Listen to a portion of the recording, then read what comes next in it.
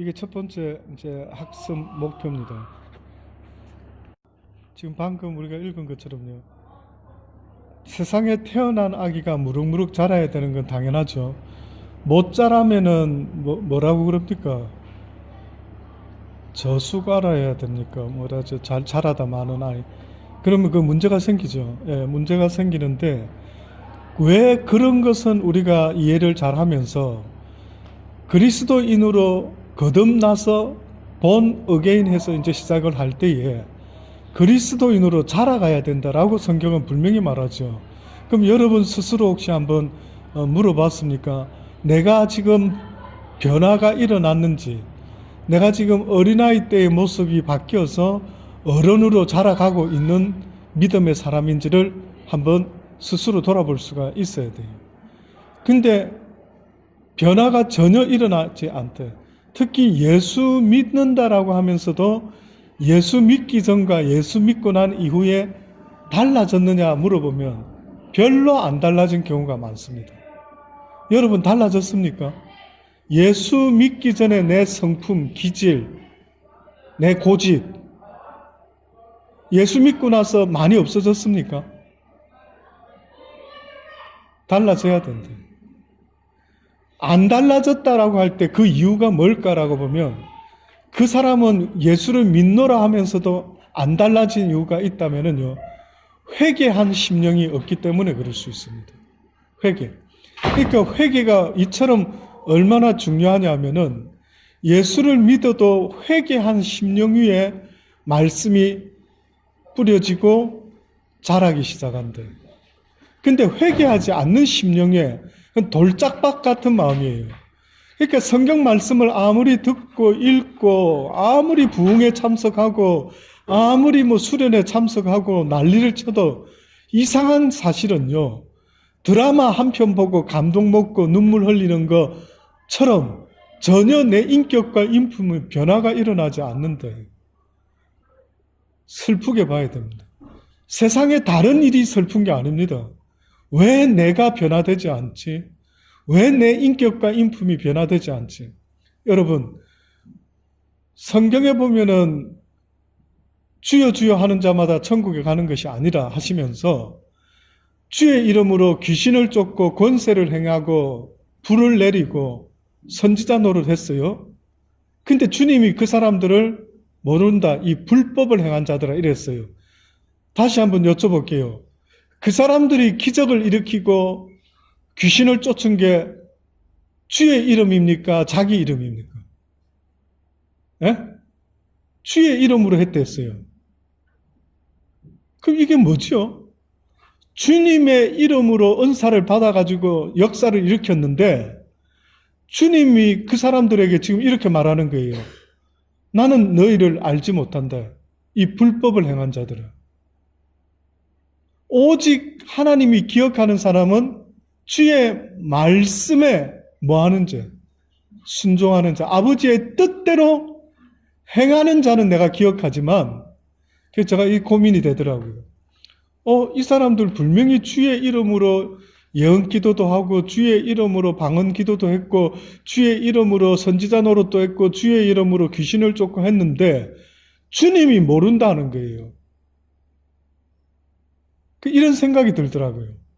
주님께서 자신의 뜻을 사람들에게 나타내기 위해서 누군가를 택하시는 것 같아요. 근데 그 택하시는 사람은 하나의 도구가 된 것 같아요. 도구가. 근데 그 도구들이 자기가 쓰임을 받는다라고 해서 구원을 얻는 줄로 생각했던 것 같아요. 자기가 쓰임을 받는다라고 해서 하나님 앞에 나아갈 수 있는 믿음이 있는 사람인 줄 알고 있었던 것 같아요. 아니라는 거예요. 그 지난 시간에 기억납니까? 지지난 시간에 방언 기도가 무엇으로는 입술로는 막 방언 기도를 하지만 마음에 열매를 맺는다 못 맺는다? 못 맺는다 그랬어요. 잘 생각해 보세요. 영적인 방언 기도를 했어요. 근데 아버지 말씀이 네 마음에는 열매를 맺지를 못한다라는 거예요. 그 허공을 치는 소리라는 거예요. 지금 너무나 중요한 이야기를 하는 겁니다. 그러니 주의 이름으로 귀신을 쫓고 주의 이름으로 선지자 노릇했고 주의 이름으로 하늘에 불을 내렸어요. 그런데 주님이 모른대요, 그 사람을. 그 설명 좀 해봐요. 이게 무슨 뜻인지. 어째서 주의 이름으로 행했는데 이 불법을 행한 자들아, 이렇게까지 말했어요. 주님이 안 도왔으면 그런 능력이 안 나타났죠. 그래서 우리는 주의 능력으로 막 놀라운 역사를 행하면은 와, 저분 능력의 종이다. 당연히 그 사람은 하나님 나라 앞자리에 갈 줄로 알고 앉아 있는 거예요. 근데 성경은 주여 주여 하는 자가 가는 게 아니래요. 하나님의 뜻대로 행하는 자가 가야 된대요. 그 말은 설교하고 목사하고 예언 기도하고 뭐 신유의 은사에 있어서 천국 가는 거 아니라고 말하잖아요, 지금. 이것 때문에 수많은 사람들이 지금도요, 사단에게 종노릇하고 앉아있는, 자기가 은사가 있는 것이 믿음의 증거인 걸로 자꾸만 말하는 사람들이 있어요. 막 예언 기도, 제가 그래 늘 누누이 제가 배운 거예요.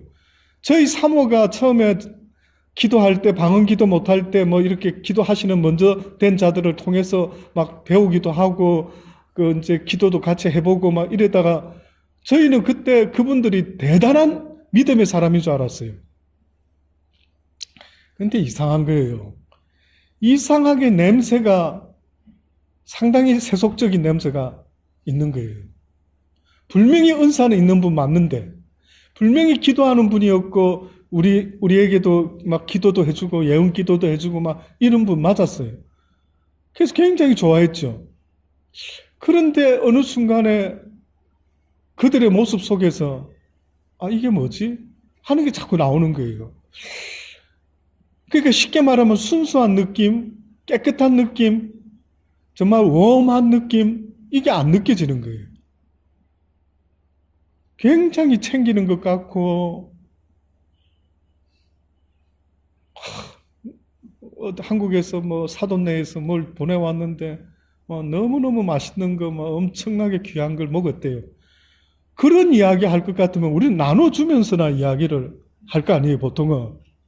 근데 희한하게 그런 거는 없으면서 자랑을 하는 거예요. 내가 바로 이런 사람이야. 이런 대접을 받는 사람이야. 이렇게 자기를 드러내고 싶어 하는, 그 처음에는 몰랐어요. 그래서,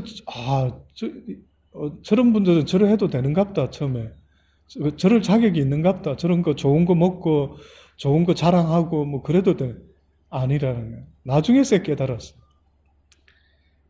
안타깝더라고요. 그분은요, 아마 죽을 때까지 자기는 하늘나라 앞자리 갈 줄 알고 있을 거예요. 제가 어느 날 성경을 보면서 깨달아지는 게, 희한하다. 그런 사람들의 앞자리에 가면은 당연히 주의 이름으로 귀신을 쫓고 권세를 행하고 선지자 노릇했고 했던 이 사람들이 가야 되잖아요.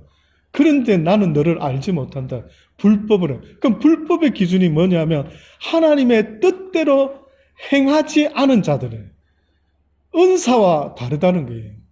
그래서 여러분 중요한 것은요, 목사인 게 더 중요한 게 아니고 집사, 사모가 중요한 게 아니라 주의 말씀에 순종하는 사람이 얼마나 중요한지 이루 말할 수가 없습니다. 딴소리 할 필요도 없는 겁니다. 뭐 내가 이런 직분자였는데 이런 거 가지고 명함 가지고 하늘나라 갈 수 있는 게 아니에요.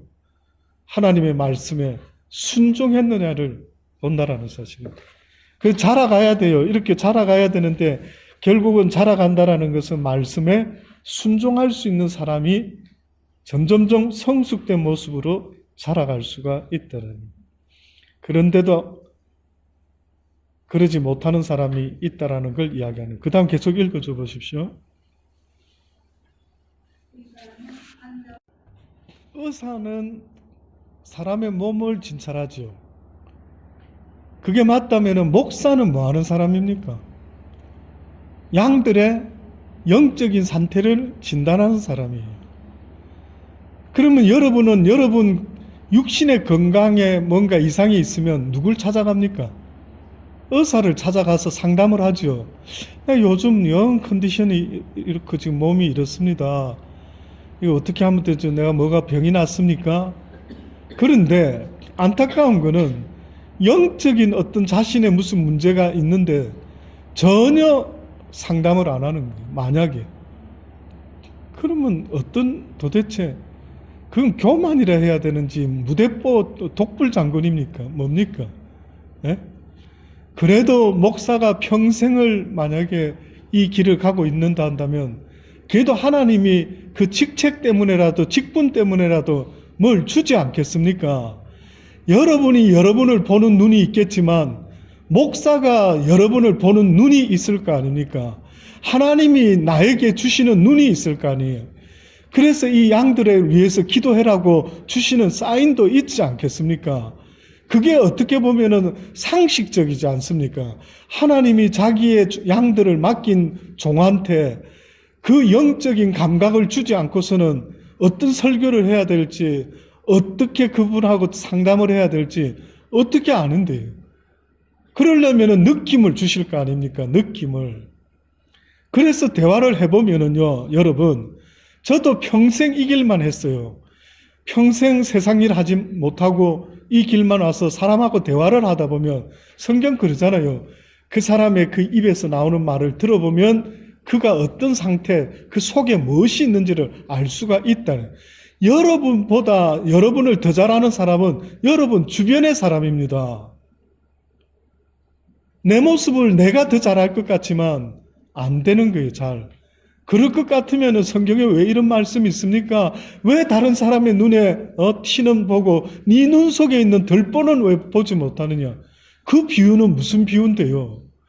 남의 눈은 잘 볼 수가 있다는 게, 그 자기를 못 본다는 거예요. 그래서 이렇게 영적 지도자에게 겸손한 마음으로 항상 들을 준비가 되어 있는 자세는 그 사람 복 받는 거예요. 목사가 대단해서가 아니에요. 하나님이 그 착한 마음, 그 겸손한 마음 때문에 누굴 통해서든 알려줄 거 아닙니까? 듣고자 하는 자에게 내가 알려줄 것이라. 그래서 저도 많은 사람들 상대 이렇게 해오면서 보면, 대화를 조금만 해보면 그 사람의 영적 상태를 알 수가 있죠. 그래서 어느 때는 저도 목사하면서 또 보면은, 저러면 안 되는데, 저런 건 아닌데, 있죠. 왜 없겠습니까? 그래서 위에서 기도를 하고 있습니다. 그래서 여러분이 알든 모르든 주의 종들은 여러분의 영혼을 위해서, 누가 내 영혼을 위해서 기도해 주는데요. 누가 그렇게 나를 위해서 애를 쓰고 말씀을 먹여주고 기도해 주는 사람이 누가 그렇게 많이 있습니까? 그래서 하나님이 성경에 너희를 가르치는 자와 좋은 걸 같이 나누어라라고 하는 이유가 왜 그렇게 있는데, 무슨 목사니까 대접해줘라 그 뜻이 아니에요. 목사 같은 목사에게 하나님이 그 마음을 표현하는 겁니다. 그들은 너희들을 위하여 기도하는 자요, 너희들을 위하여 말씀을 전하고 너희들 때문에 중보 기도하는 자니까 그들의 마음을 상하게 하지 말아라. 우리가 육신의 부모를 마음을 상하게 안 하려고 효도하려고 하는 것처럼 육신의 부모도 그렇지만 영의 부모도, 어떻게 보면 목사도 일종의 영적인 아버지가 되는 거죠. 대리인이 되는 거 아닙니까? 그래서 캐톨릭에서는 대부라고 하지 않습니까? 이런 기본적인 관계도 조심스러워하지 못하면은 과연 그 영혼이 어떻게 건강하게 하나님이 기뻐하는 자의 모습으로 자라갈 수 있는가 하는 것도 한번 생각해 볼 필요가 있죠. 제가 목사라서 하는 말이 아닙니다. 저도 저 주변의 목사님들 대할 때요, 저는 그렇게 대하려고 애 많이 쓰고 있습니다. 저보다 나이 적은 목사든 젊은 목사든 늙은 목사든 누구든 할 것 없이 주의 종 대하는 그 마음, 주님 대하듯 하는 마음으로 그들에게 최선을 다해서 대하려고 저도 애를 쓰고 있어요. 일방적인 게 아닌 겁니다.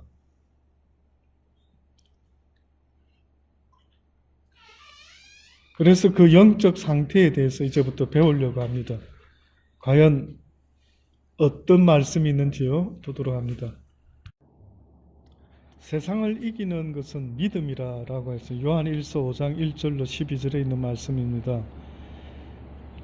한번 먼저 읽어보고 할까요? 세상을 이긴 이김은 바로 이것이라. 그것이 곧 믿음이다 라고 이렇게 말하고 있습니다. 그 믿음이라는 것은 사람들이 예수님을 믿습니다 할 때에 예수님이 하나님의 아들임을 믿는 것은 귀신도 알고 떠드는 걸 말해요. 그러면 우리가 예수님을 믿습니다 하는 말은 어떤 뜻이 있느냐면 예수님을 사랑한다라는 뜻이 있고 또한 예수님의 말씀을 지킨다라는 것으로 증명이 되어야 되는 거예요. 그래서 예수님의 말씀을 지켜나가다가 넘어지는 일이 생기면 회개하고 애통해하고 속상해하고 힘들어하면서 다시 또 말씀을 붙잡고 나가는 이 모습, 이것이 바로 믿음 있는 자의 모습이다라고 성경이 말합니다. 세상을 산다는 것은 문제의 연속 가운데 살아가고 있다 해도 과언이 아닙니다. 성숙한 그리스도인은 자신에게 주어진 생의 문제들을 믿음으로 이겨가는 사람들입니다. 저도 아까 조금 전에 서두에 말씀드렸죠. 우리 성경 공부 시작하기 전에 저한테 육신에 이런 연약함이 생길 때 굉장히 당황스러웠어요. 그전에는 남의 이야기만 알았는데 내가 이런 이야기를, 이런 경험을 지금 하고 있다라고 하니까 이게 안 믿겨지는 거예요. 아닌데, 이럴 수는 없는데 막 순간적으로 하나님이 원망스러우려고 막 하려고 하고 아버지 이게 뭡니까? 막 이런 게 막 어떻게 보면 내가 그동안에 믿음이 있는 목사였나? 이런 것이 진짜 한 시험대에 올라온 것처럼 마구 흔들리는 듯한 느낌을 잠시 받았더랬어요. 아, 이게 뭐지? 그러면서 이런 생각이 다시 드는 거예요.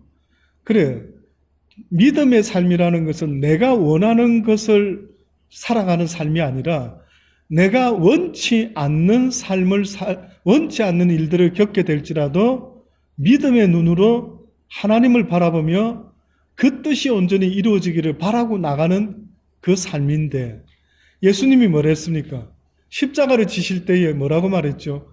기도하실 때 이 쓴잔이 내게서 지나갔으면 좋겠다. 나 이 고통 안 겪었으면 좋겠다. 내 인생 왜 내가 이렇게 힘든 일을 겪어야 되는데 이유가 뭡니까? 그러나 나의 원대로 마옵시고 아버지의 뜻대로 되기를 원한대. 정말로 저는 그 주님의 심정이요. 저는 그렇게 십자가에 지금 죽어야 되는 이런 것까지는 아니다 할지라도 저 마음속에 그런 생각이 들더라고요. 아버지, 이게 아버지가 원하시는 길이라면 저도 예수님처럼 순종할 수 있는 마음을 주십시오. 감당할 수 있는 힘도 주십시오. 마냥 싫어하고 내가 왜 이렇게 겪어야 돼? 내가 뭘 그렇게 잘못했습니까? 내가 이제까지 평생 이 길만 걸어왔는데 나한테 주시는 보답이 이 세상의 분복이 이런 겁니까? 할만하죠, 저도. 저도 따지고 싶은 마음이 막 이까지 안 있겠습니까? 내가 뭘 그래 잘못했는데 여러분. 그래도 목사 평생 이 길을 걸어오면서 그나마 술, 담배도 안 하고 이제까지 이래 왔는데 왜 건강에 이런 당뇨가 생겨서 이런 막 따지고자 한다면은 막 어떤 이유를 말한다면은 납득이 안 되는 거예요. 그러나 하나님이 뭔가 그 절대자의 그 어떤 이유가 있다. 내가 알지 못하는 그 이유가 있다 한다면 이 쓴 잔이 지나갔으면 좋겠지만 잘 감당할 수 있게 해달라. 이것이 바로 믿음이라고 지금 말합니다. 그래서 우리에게 필요한 것은 바로 이 어려울 때 꼭 있어야 되는 이 믿음이 있어야만. 이건 저 것만이 아니에요. 여러분도 앞으로 살면서 저보다 더 힘든 경험하는 사람도 있지 않습니까? 제가 알기로는 가영 집사의 그 남동생 와이프인가요? 그 젊은 사람이 무슨 아주 몹쓸 어떤 병 때문에 늘 병원에서 투병 중에 있다라고 들었어요. 늘 그 기도해 주십시오, 목사님 하는데 그걸 따지고 보면 그 젊은 사람들도 그런 일들을 겪고 있지 않습니까? 그런 걸 생각할 때 우리에게 믿음이 없으면 참 절망적이다. 그걸 보는 사람, 가족들도 절망적이고 힘들지 않습니까? 그래서 하나님이 지금 말씀하신 이 땅에서는 하나님의 사람들은 믿음의 사람이어야 하고 이 믿음의 사람들이 세상을 이긴다. 죽음까지도 이긴다. 고난도 이기고 어떤 환난도 이긴다. 이건 오직 믿음이다라고 말씀하고 있는 겁니다. 세상을 이기는 믿음의 내용이 무엇입니까? 예수가 그리스도이심을 믿는 사람, 예수께서 하나님의 아들이심을 믿는 자가 세상을 이기는 자라고 했습니다. 요거 가지고는 부족합니다. 예수가 하나님의 아들임을 믿는 것은 당연하죠. 근데 그것이 나의 주로 믿어져야 되는데, 나의 주님, 나의 메시아, 나의 구원자로 믿어져야 된다. 그 믿음이 있어야 된다라는 걸 말하고 있습니다. 복음을 믿는다라는 말은 예수는 하나님의 아들이고 예수가 그리스도라는 사실을 믿는 것입니다. 이제 이게 조금 설명이 조금 더 충만하죠. 복음을 믿는다 말은 예수는 하나님의 아들이요 예수는 그리스도다. 이거는 베드로가 한 말입니다. 너희들은 나를 누구라 하느냐 했을 때 베드로가 말했죠. 주는 그리스도시요 살아계신 하나님의 아들이시다. 예수님은 그리스도로 우리에게 기름 부어 하나님 나라를 위해 사는 종으로 세워주러 오셨습니다. 신앙생활은 자기의 고백이고 자기 삶이고 인격이다. 맞습니다. 여러분, 신앙생활 하는 것은 내 인격과 인품에 영향을 끼쳐야 됩니다. 영향을 끼쳐야 됩니다. 제가 투석을 하게 되면 그 간호원 말은요, 몸 컨디션이 지금보다 훨씬 좋아질 겁니다. 그 이야기를 해요. 저는 어제도 요즘 뭐 먹고 있는지 모릅니다. 음식을 먹을 수가 없어요. 먹고 싶어요. 먹고 싶은데 먹지를 못합니다. 뭐 설명할 수가 없어요. 이거는 분명히 음식은 먹고 싶은데, 안 아프고 싶은데, 도무지 음식이 입에 들어올 수가 없는 거예요. 그 느낌, 그 냄새, 그래서 그분이 그 간호원이 그러더라고요. 지금 이 상태, 이 수치, 이 모든 지금 목사님 상태는 음식 먹기가 좀 어려울 겁니다. 아마 고기가 굉장히 싫어지는 경우가 대부분의 사람들이 아주 고기를 싫어하게 됩니다. 못 먹게 됩니다. 그래서 어떤 젊은이는 그럼에도 불구하고 먹는 사람은 단백질 양이 많이 늘어나서 수치에 나오는데 목사님은 단백질 양 수치가 너무 없습니다. 너무 못 드시는 것 같아요. 그래서 빨리 하세요. 빨리 하셔야 음식도 드실 수 있고 힘을 낼 수 있습니다. 이러는 거예요. 그래서 알겠습니다. 보세요. 그 투석을 하게 되면 몸에 대번에 변화가 일어난다라는 거예요. 자꾸만. 빨리 해라는 거예요. 이 변화가 일어나는 것처럼 지금 이 이야기가 그 이야기를 하고 있습니다. 복음은, 주의 진리의 생명의 말씀은, 양식은 먹으면 나한테 뭐가 일어나야 된다? 변화가 일어나야 된다고요. 내가 변화가 일어나야 된다고요. 저는 목사로서 100번의 설교를 한다 하더라도 한 번의 설교를 제대로 하고 싶어요. 그게 뭐냐면 사람들이 한 번의 설교라도 하더라도 듣고 변화가 일어났으면 좋겠어요. 저는 변화 없는 설교를 하는 전도자로서는 굉장히 공허해요. 허공을 치는 것 같아요. 어느 때는 하나님 앞에 죄송해요. 하나님, 이 스피커가 안 좋아서 그런지 아무리 외쳐도 아무도 변화되지 않는다면 참 허공을 치는 것 같습니다. 안타까움이 있어요. 우리가 자식한테 아무리 권면해도 말귀를 못 알아들으면 속상한 것처럼요. 주의 복음을 듣고 변화가 일어나야만 된다. 어떤 식으로든 일어나야 된다. 그 인격과 인품과 말투와 모든 성품이 달라져야 됩니다. 아름다운 모습으로 바뀌어야 됩니다. 그 누구도 정말 참 저 사람 보고 있으면 나도 저렇게 되고 싶다라는 그 인격과 인품으로 변화되어야만 돼요. 그래서 예수님이 우리를 부르실 때 내 마음은 온유하고 겸손하다라고 왜 성경에 말했겠습니까? 그걸 본받아라고 말씀하는 거 아닙니까?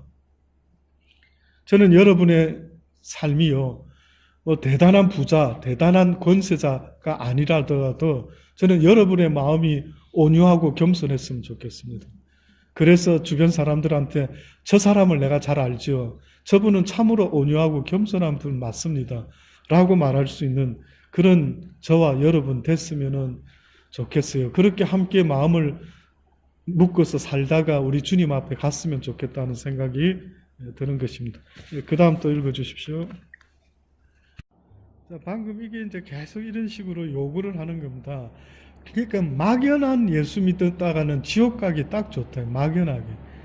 막연하게 예수를 믿는 건 안 됩니다. 교회만 왔다 갔다 하면 몇십 년을 성전 마당만 밟고 가는데 그게 증거가 되면 안 된대요. 지금 자꾸만 성경이 우리에게 알려주고 싶은 거는 네가 예수 믿는 증거는 교회 다니는 것이 아니다.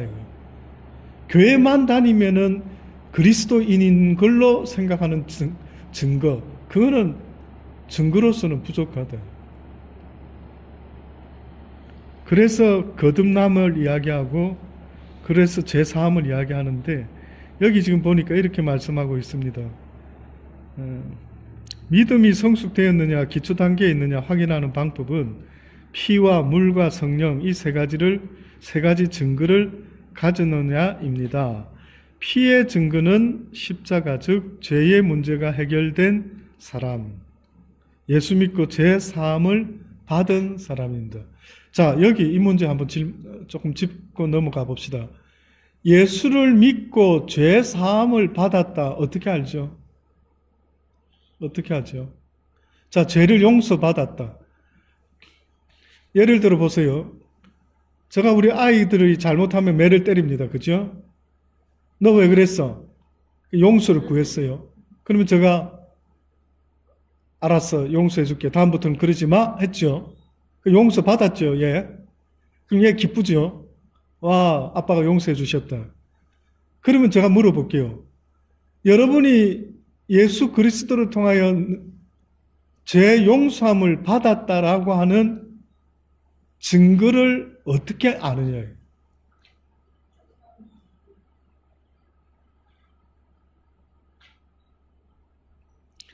그러니까 가장 기본은 내가 제사함을 받으려고 하면 먼저 내가 뭘 고백해야 됩니까? 내 죄를 고백하는 회개가 있어야 되죠. 그럼 제가 또 여쭤볼게요. 예수 처음 믿었을 때 내 죄 고백한 적이 있습니까? 나 이래 살아왔는데 앞으로는 그렇게 하지 않겠습니다. 그런 게 있었어요? 거의 없어요.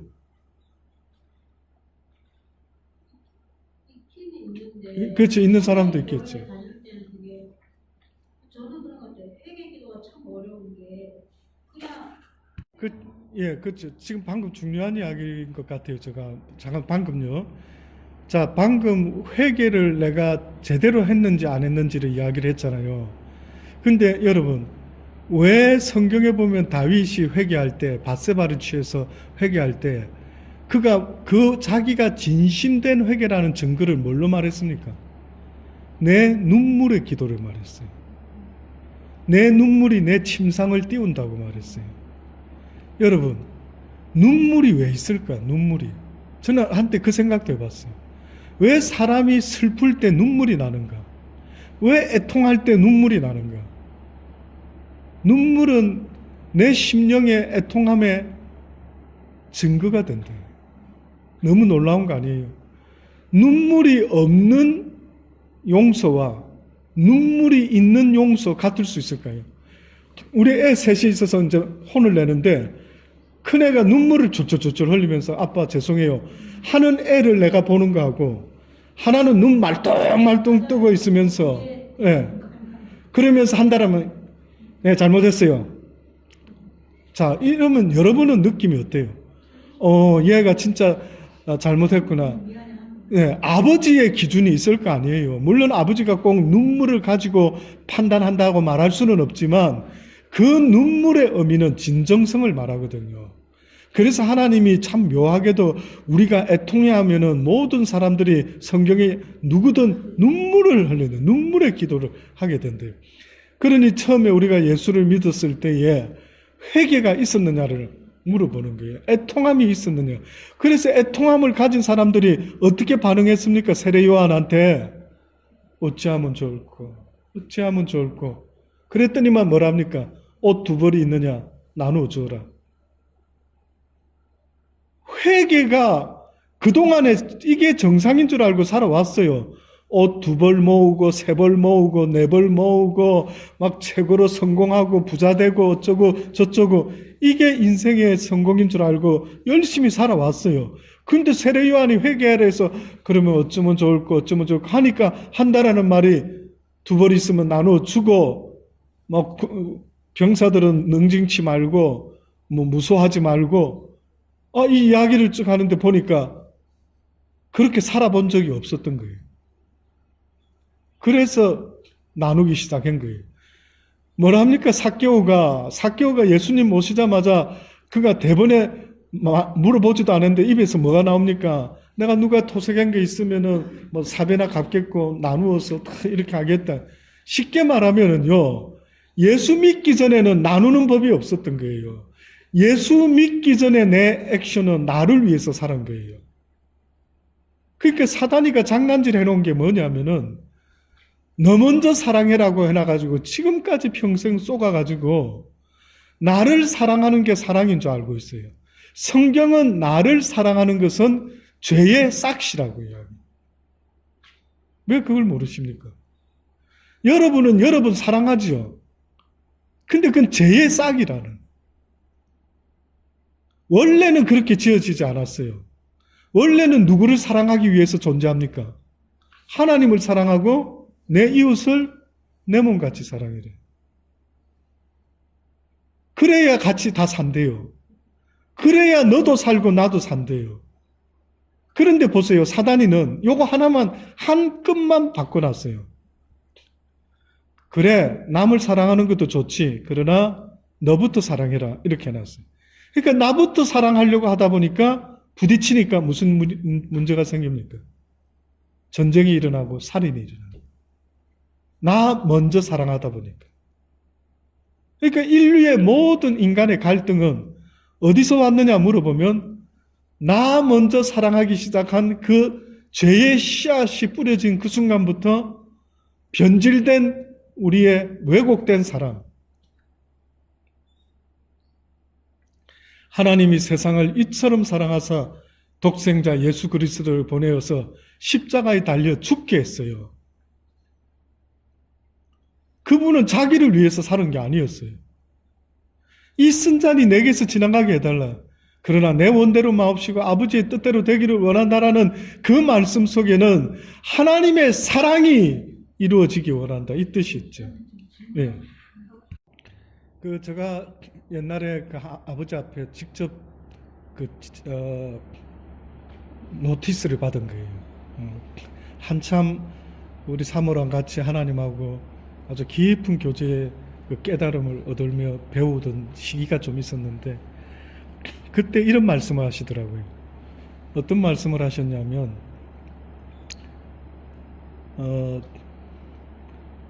네가 만약에 짜장면을 먹을 수 있는 형편이 된다면 누군가에게 짜장면을 사줄 수 있다면 너 역시도 짜장면을 먹을 수 있다 그러시더라고요. 네가 다른 사람에게 탕수육을 사줄 수 있으면 너 또한 탕수육을 먹을 수 있다 그러시는 거예요. 무슨 말이지 싶었죠. 나중에 깨닫고 보니까요. 내가 내 이웃을 내 몸과 같이 사랑하라 할 때 어렵지 않습니다. 내 부모, 형제, 아들한테 대접하듯이 똑같이 해라는 거예요. 아버지 말씀. 내 아들한테는 맛있는 거 요걸 주고 놀러온 친구 애한테는 조금 부실한 걸 주고 이래라는 게 아니더라고요. 그러니까 네가 대접을 받고자 하는 대로 똑같이 대접해라. 네가 탕수육을 먹고 싶으냐? 탕수육을 대접해라. 네가 짜장면이면 충분하냐? 너 짜장면 대접해도 된대. 나는 짜장면 싫어하면서 누군가한테 짜장면을 대접하는 거는 안 된대. 그러니까 한번 잘 생각해 보세요. 누군가한테 뭘 한다 할 때에 나도 먹어도 해피할 수 있는 거. 예를 들어 똑같은 상황에서 만약에 똑같은 상황에서 뭐 요걸 먹을까 저걸 먹을까? 나 같으면 요거 먹겠다. 그럼 그걸 사주라는 거예요. 쉽게 말하면. 근데 나 혼자 있을 때는 요 좀 좋은 거 먹고 저 사람이 있으니까 조금 덜한 걸 먹겠다. 이게 우리 육신의 욕심이죠. 나를 사랑하는 욕심. 저도 옛날에는 많이 그랬습니다. 예.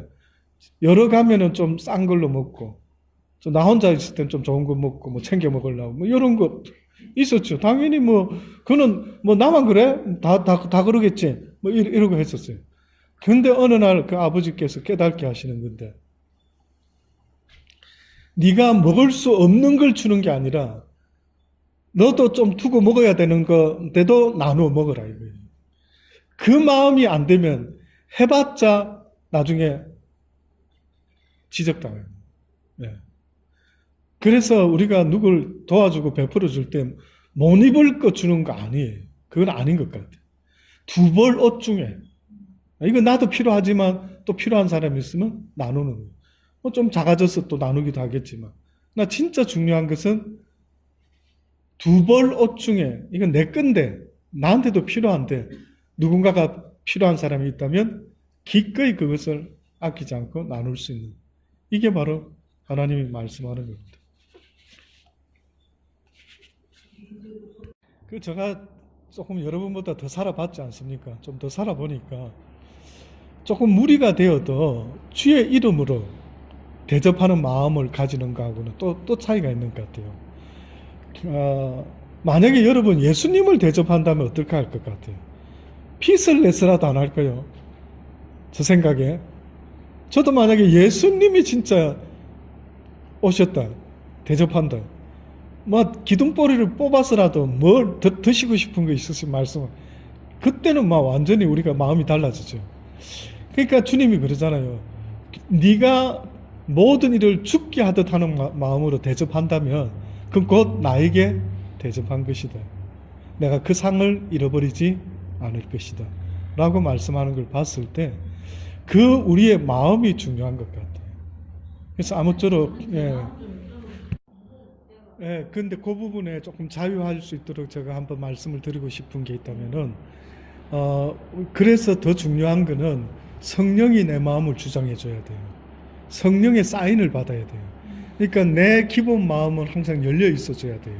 열려 있어 주는데 어떤 이에 대해서는 이게 닫힐 때가 생겨요.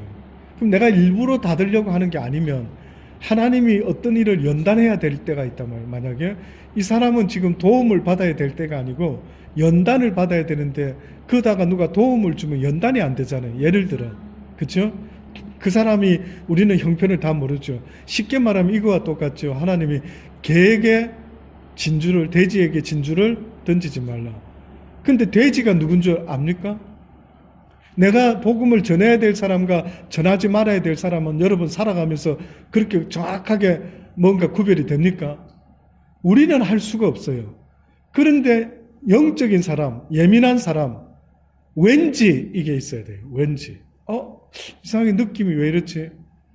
오늘따라 왠지 말을 안 하고 싶은데? 이게 별거 아닌 것 같지만 제가 신앙생활 해보니까 믿는 사람에게는 그런 하나님의 성령의 간섭에 예민한 안테나가 있어야 되겠더라고요. 제가 한 번은 부산에서 목회할 때에 어느 그 제철국 집에 있었어요. 유명한 부산의 그 제철국. 근데 어느 집에 딱 들어갔는데 왜 그렇게 느낌이 안 좋은가 모르겠어요. 그 식당에. 그리 유명하대요. 제철국자는. 근데 보니까 그 카운터에 그 집에 할머니가 앉아 있는데 그 뒤에 불상이 떡 앉아 있는 거예요. 완전히 불상 모습으로 할머니가 앉아 있는 거예요. 영적으로 나는 그렇게 또 느낌이 안 좋은 집은 또 처음 봤어요. 내가 그랬어요. 우리 집사님한테. 집사님, 죄송한데 나는 다음부터 이 집에서는 왠지 안 먹었으면 좋겠다고. 왜요? 그러는 거예요. 모르겠다고. 그냥 느낌이 안 좋다고. 그러니까 살면서 저는 그런 여러분 그런 거 없습니까? 왠지 오늘따라 이쪽 길로 말고 저쪽 길로 가자. 왠지 또 뭐 내가 오늘따라 막 그냥 뭐 약속을 취소해버리게 되고, 왠지 상식적이지 않지만 오늘따라 무슨 일이 일어난대. 그 어떤 경우냐. 그래서 제가 볼 때는요, 항상 내 마음이 하나님을 향해서 열려져 있을 때 그분이 주시는 그것을 순종하는 게 필요해요. 그래서 아까 중에 내 마음은 주고 싶은데 이상하게 그분이 만약에 막은다 하면 그게 뭔 줄 알아야지. 그게 뭔 줄 알아요. 그러면 그게 내가 막는 게 아니고 그분이 막으신다라는 것을 어떻게 아느냐? 그 내 스스로는 알죠. 내가 일부러 그러고 있는 게 아닌 걸 아니까. 내가 모든 이한테 열려있고 잘해주고 싶은데 이상하게 어느 순간에 막힌다. 어떤 사람한테 어느 시점에서 오늘따라 왠지 이건 설명하기가 어렵다. 그래서 우리가 그 신앙생활 할 때 영적이다라는 표현은 눈에 보이는 건 아니지만 하나님의 이 간섭을 좀 받을 수 있는 이게 있어져야 된다. 그래서 너무 그 부분에 저는 내가 다 잘하다가 왜 자꾸 저쪽이 안 되느냐. 예. 우리 교회 왔던 이한규 집사님하고 한번 대화했던 적이 있었는데 그분하고 이런 대화를 했어요. 내가 옛날에 이게 하나님 기뻐하는 선교인 줄 알고 열심히 했다. 근데 지나고 보니까 영 결과가 안 좋았다. 내가 그때 왜 그랬을까 하는 후회도 했다. 그래서 제가 물어봤죠. 하시기 전에 기도를 하느냐, 그리고 하나님의 인도함을, 응답을 받느냐라고 했을 때, 그 어떻게 매번 응답받고 합니까? 이제 이렇게 된 거예요. 여러분, 응답 받는다라는 게, 응답 받는 것도 있겠죠. 그러나 하나님이 허락하는 게 있어요. 무슨 말이냐면, 내가 먼저 결정하고 저지르는 거하고, 하나님, 나는 이 선교 일을 하고 싶은데, 혹시 하나님 기뻐하는 게 아니면은 저는 안 해도 괜찮습니다. 이런 마음으로 내 마음의 문을 하나님 앞으로 딱 열어놔야 돼요. 아버지 뜻대로 주장해 주세요. 이러고 있는 여지를 열어주면 아버지가 간섭을 하기가 쉬우시대요. 근데 내 마음에 먼저 결정을 다 해버린 거예요. 저 좋은 일이네, 해야지. 이렇게 됐고요. 항상 그런 식으로 하니까 기도의 응답이라는 것은 자기하고는 전혀 상관이 없어요. 일단 저지르고 나중에는 후회하고 또 저지르고 후회하고 이게 반복이 돼요. 하나님이 책임져 주는 일은요, 하나님께 맡기는 거예요. 우리는 뭐가 좋은지 한 치 앞을 모르잖아요. 저 사람이 사기꾼인지 어떻게 아는데요, 여러분? 모르잖아요.